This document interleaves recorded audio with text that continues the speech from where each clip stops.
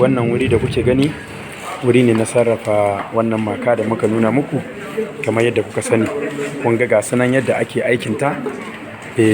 Matan soja ne, matan jami'an tsaro na ƙasa su ne Allah ya ba wannan fasaha suke sarrafa maka yadda take kuma irin ta ainihi mai kalite wadda ba ta da wani cutarwa ko wata illa.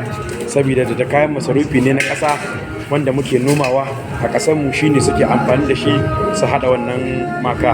Akwai ta masara, akwai ta hatsi, akwai ta dawa kala kala dai fanni daban daban. Kenan kawai sai mu ce alhamdulillahi mun gode ma Allah.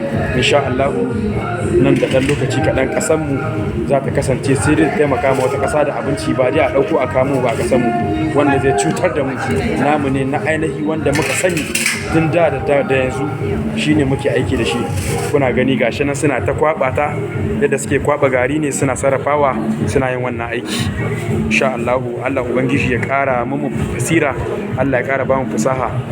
Gashi nan kuna gani ziyara ce artist militar ya kawo musu Mamman Sani Mai Goshi dan gani da tabbatarwa.